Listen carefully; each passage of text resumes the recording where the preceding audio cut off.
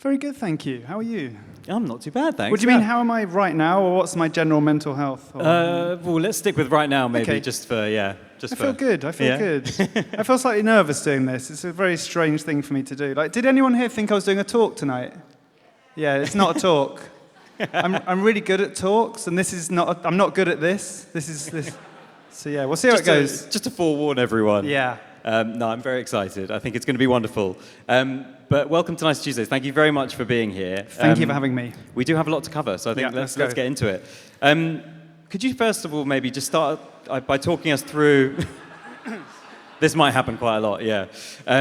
Talk us through how you started life as a kind of commercial illustrator, because that's where your kind of creative career began, right? So, studied art at Bath from 98 to 2001, graduated in 2001, moved to London because I thought it would be a place where you kind of make it as a creative person. Worked in sort of normal jobs for about a few years, then eventually became a freelance illustrator. What was the question again? Like what? That's it, yeah. How did you start your career as a kind of commercial illustrator? Yeah, that's a very quick answer. Yeah. I love it.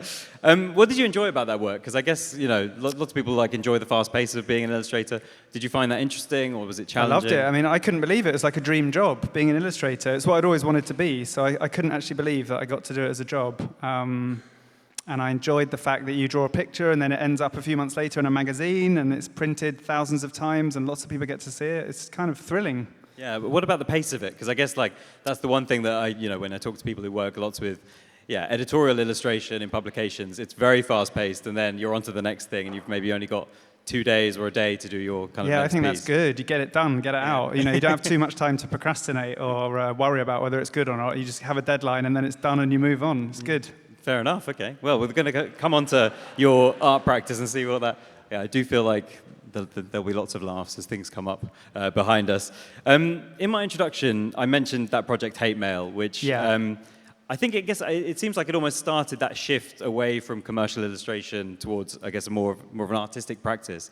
Talk about how that project came about. I know you've talked about this a lot, but for anyone who doesn't know that project, I think it's such a wonderful one to start with. Okay, so I was bored one evening in 2011. I collect vintage postcards, and I was sitting in my studio, and I thought, I want to send a postcard to someone. Couldn't think of anyone to send one to, which is kind of sad. And I did what I always do when I kind of want attention, and I went on social media. I was a big Twitter user, and I went on Twitter, and I said, I will send an offensive postcard to the first person who replies to this. And about 100 people replied in the first minute, and the winner was called Jonathan Hopkins, and he replied in about 0.2 seconds, and he said, well, he didn't say anything, basically lots of people were saying, please send me a postcard. I really want to be offended by a postcard. And he won, and I sent him one, and it said, Dear Jonathan, fuck you and fuck your shit legs. And it's drawing of some legs, basically. And people really liked it, and it got talked about a lot. It got featured on a blog called It's Nice That. I don't know if any of you know that. It's Nice That. And yeah, it basically got picked up a lot and people really enjoyed it. And then I decided to start selling them as a joke, and it ended up kind of turning into a few years of my life. I mean, it kind of became a bit of a badge of honor, right? If someone had some hate mail from you. Yeah, I think it's a bit like getting heckled by a comedian. People enjoy being slagged off by someone that they like. That's very true. But I never understood why it did so well or why people liked it so much. But then also, to contradict that, if someone was selling hate mail and it wasn't me, I would definitely buy it. So I do get it in a way. I think there's not enough hate on the internet. That's probably what people were thinking. I can't find any at the time. Yeah, so maybe it was just unusual, wasn't it? Yeah. I guess. I mean, I do want to kind of touch on this. That kind of felt like it did start this kind of drift away, or conscious drift away from commercial illustration. What was that feeling like of having this project do so well? Did it kind of make you think, okay, I can actually make it as an artist and not work for clients anymore? Yeah, it did. Well, it wasn't actually doing that project. It was doing a Kickstarter. So I did a Kickstarter in 2015. If anyone doesn't know what that is, it's basically a crowdfunding platform. So you come up with an idea for a project that you can't fund yourself, or you don't want to fund yourself, and you get the public to pledge to make the thing happen, or not if it doesn't get funded. And I did one for a book about the hate mail postcards, and it did really well, and it gave me the confidence to go, I'm going to stop working for clients now and see if I can do this for the rest of my life. And so that was 9 years ago, and it's worked so far. It's amazing, and I do. Was that one clap? Maybe someone just no, I didn't know. It didn't. It didn't deserve a clap. I just thought one person did one clap, and thank you. It always takes, you take one person. Someone's got to be that first clap, yeah, definitely. Let's talk about social media, because we kind of touched on it already there, but you have built up this loyal following on social media, I guess mainly on Instagram, although you talked about Twitter there.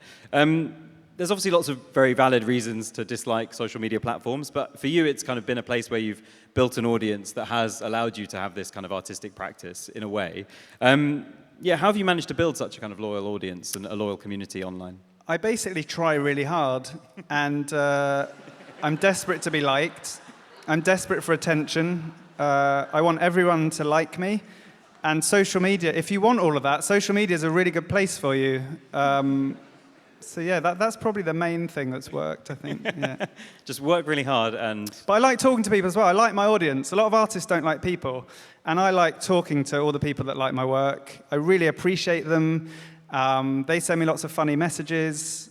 We have funny conversations publicly on the internet and privately in DMs and stuff. And that really kind of fuels a lot of my work. And it kind of encourages me to keep going as well.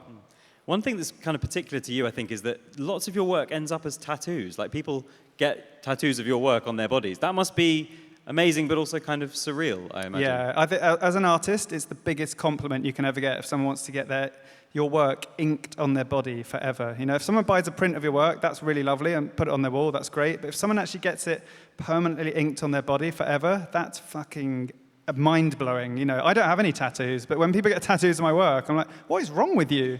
But thanks. And they're like a walking advert, Yeah, because that does happen a lot, right? You get asked a lot, what's that tattoo? Whose work is that? And that's just free billboards. Like, people have some really weird stuff as well, and they have it on their neck, and some of the choices they go for is quite shocking. I don't want to name any examples because I'm grateful for it, but quite surprised. Grateful but surprised. Yeah.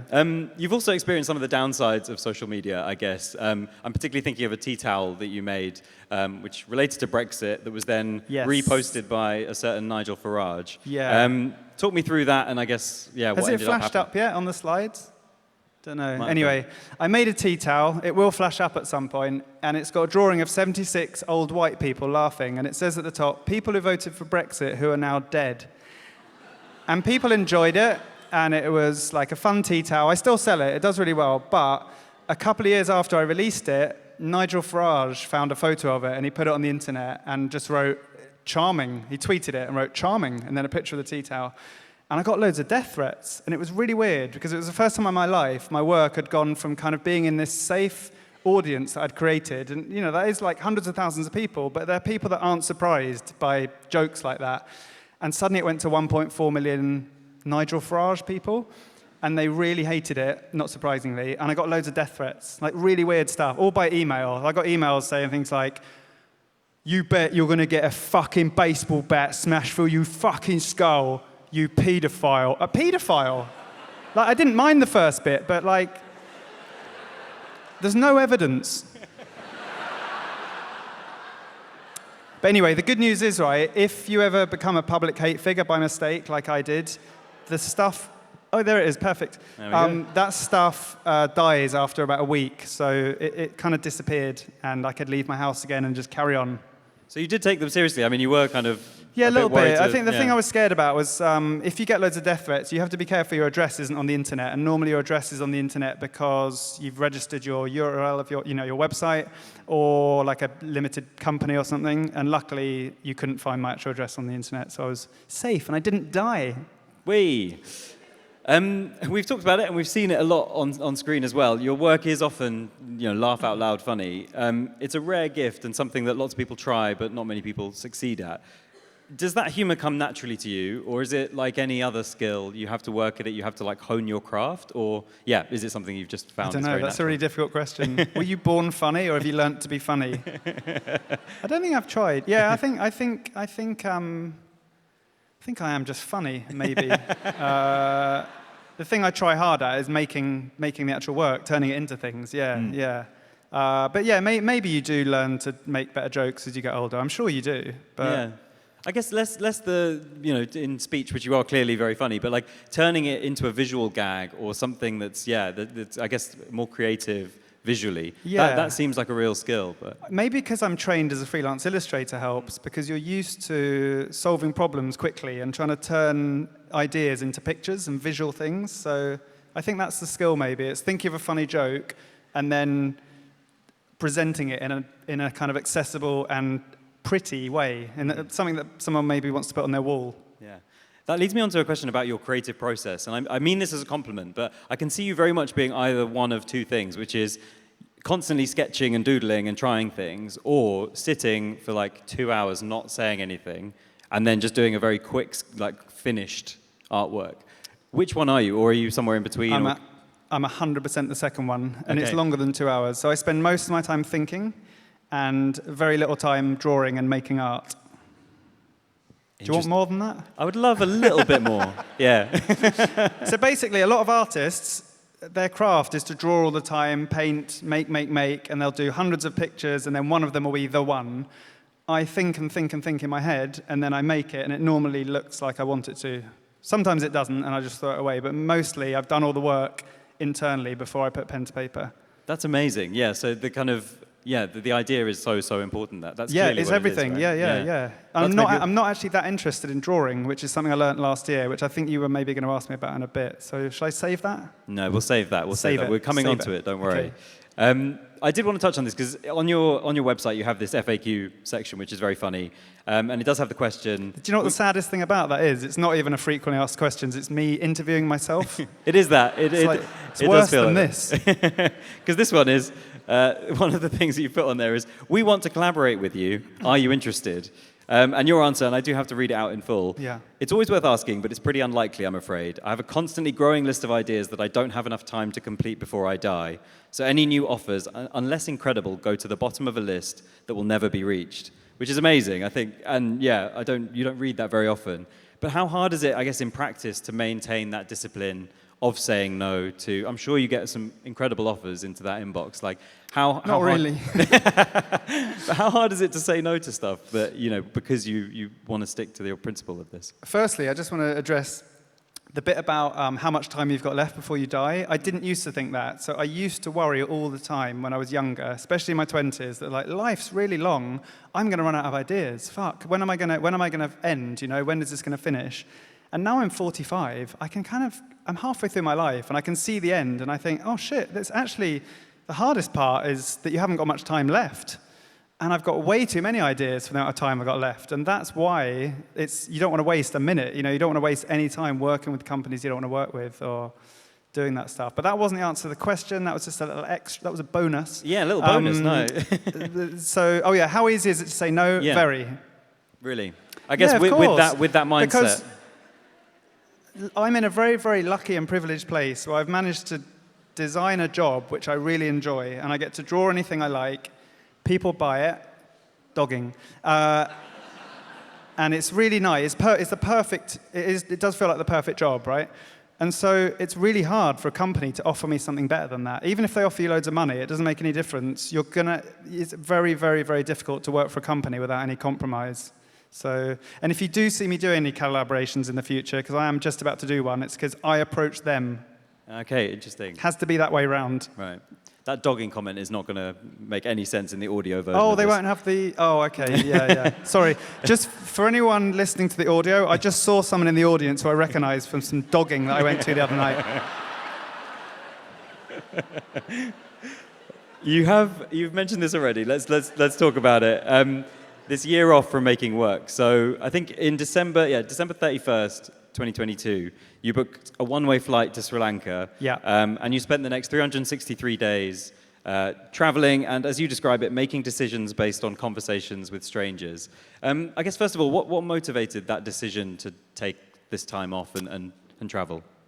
So the main thing was I was kind of bored, which sounds stupid, right? I'd been living in London for 20 years. I was getting a little bit bored of my life, and I just thought I need to do something to shake things up. And I had this fear of getting old and sort of being too old to move, and looking back at my life and going, all you did was make 10,000 bits of art, and that's a really good life, okay? That most people appreciate that's a really good life, but maybe you should have done something else. And I basically just worked every day for 20 years, and I'm totally addicted to my job, slightly in an unhealthy way, I think, and I don't have any hobbies.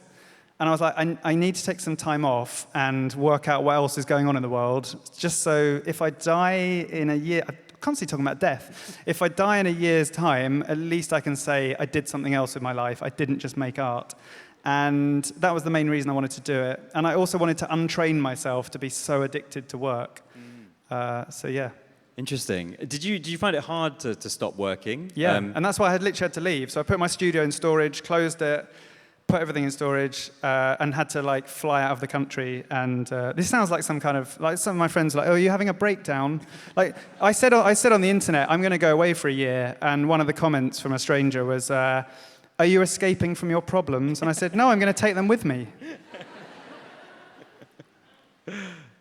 You then, since you came back, you've kind of published these lessons, on Instagram. When you say published, do you mean I put something on social media? I mean, I don't know. Is that publishing? I suppose it is. It's all publishing. Yeah. It's not a book, but yeah. That's true. Yeah, maybe clarifying that. I guess what are some of the biggest lessons? Particularly for our audiences, generally practicing creatives. Are there any lessons that kind of relate to creativity or building a creative career that really stood out from that year? I can't remember, just read the list. No, for me personally, one of the biggest things I learned, which I touched on earlier, was that I'm not interested in drawing. I thought, in a kind of cliche way, I'm an artist, so what I'm going to do is take a year off work. I'm not going to do any work. I'm not going to do anything with the kind of goal of trying to make money or have people like me. I'm just going to probably draw all the time because that's what artists do. And I'll probably draw like 20 sketchbooks of all these interesting travel things and then post them home and then have this big pile of drawings at the end of it. What it turned out is that when you go away on your own for a year, you're not with anyone, so you're 100% honest all the time. And every decision you make is completely based selfishly in a way with no compromise or anyone else around you based on what you actually really, really want to do with your life. And I didn't do a single drawing. So I learned that I'm not that interested in drawing. And the biggest thing that excites me is funny ideas and comedy. And I just use drawing as a vehicle to get that stuff across. That's amazing. And you've obviously returned back to London. You're here now. How have you found settling back into, your life as an artist in London? Do you feel like a changed man, or do you feel like, some of the same things as before? How have you changed, do you think? I do, actually. So I got back, and I was immediately depressed for about 3 weeks or so, because it was like, I don't know if any of you have been away for a long period of time. It's really hard to kind of come back into what you had before. I had this really stupid, subconscious thoughts that maybe when I come back to my life, I'd have a new life. But of course it's not. Everything's exactly the same. It's where you left it. And I was depressed for the first few weeks because I wasn't traveling and I wasn't on this adventure anymore. And also I didn't have anything to look forward to in life and I didn't have anything new to do. And so then what happened? Suddenly I became happy. I'm not sure how this happened, but there was a weird, I don't know what happened, but based on going away for that year, I can now say that I'm categorically happier, more content, and really, really grateful for my life and my job. And I know I sound like a bit of a cliche wanker. I sound a bit like someone who's had a near-death experience, and I'm like, and now I just live every day for, But it does feel a bit like that. I'm much more appreciative of life. That's amazing. Yeah. And I'm also not saying to people, go away for a year, because who the fuck can go away for a year, right? I'm such a privileged bastard for being able to do that in the first. I mean, I worked hard for it, but still, it's not like. Quite a lot of people said, can you do a talk about your year off? And I thought, a talk about a white man who could afford to go traveling for a year. It's not really a talk, is it, in 2024?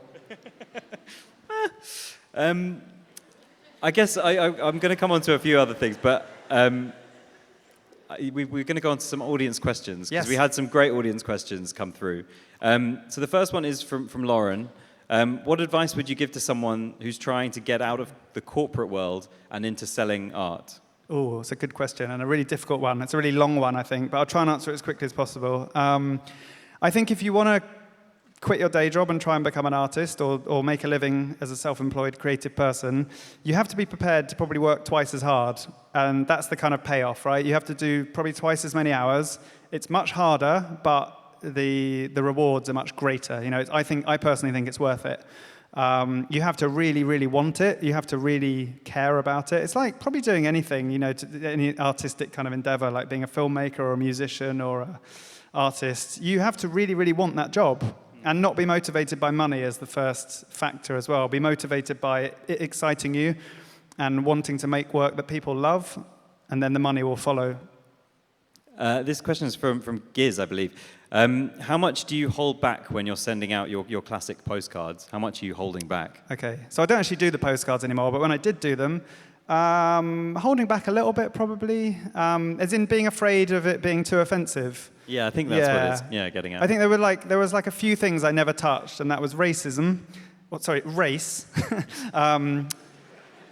religion, and disability. Those are kind of no-nos. Like, to me, that's not funny. It's hard to make jokes about those stuff. Everything else pretty kind of much went, but times have changed so quickly that the book that I released 9 years ago, there's probably stuff in there that I'd be cancelled for now, kind of fat shaming, slightly misogynist stuff. It was funny at the time, apparently, and now, like 9 years later, there's 10,000 of those books out there, and it's not for sale anymore, and it's never being reprinted, and I hope no one ever sees them. Is that how you feel about it now? Just sorry. A little bit, yeah, slightly. It's tricky because time moves so, stuff moves so quickly, especially in somewhere like London, and anyone that does art or comedy, you've got this trail of stuff behind you that you can be cancelled for. Joe asks, was there a moment or were there moments when you began to believe you were an artist or feel like an artist?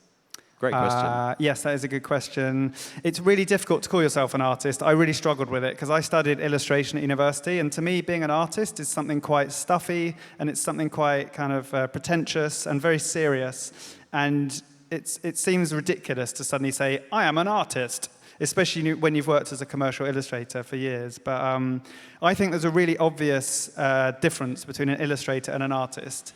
And it's good, that one. Do you know what? That's actually the Apple Vision Pro, and 2 people from Apple bought that who worked on the product. How weird is that? Way. Like, people, this is what I love about my audience. They love it when they're having the piss taken out of them, and they're just like, oh yeah, I worked on that, so I'm going to buy that. Anyway, yeah, so I think the difference between an artist and an illustrator is an illustrator works for a reason, and they make stuff for clients, and they're solving a problem, or they're decorating something, or there is a brief to be fulfilled. An artist makes stuff for no reason whatsoever. No one asked for it. The world didn't need it, and they just decided they wanted to do it, and they had to do it. But yes, in answer to Joe's question, I guess I started to feel like I was an artist when I stopped working for clients 9 years ago, and I started making a living out of selling prints.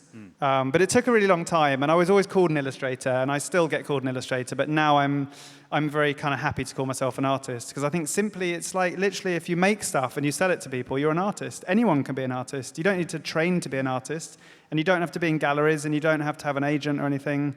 You just have to make something. 100%, love that. This question, no name attached to this one, but why are you called Mr. Bingo? It's not the rapper No Name, is it? Maybe, actually. I'm not sure he's a follower of It's Nice That, but you never know.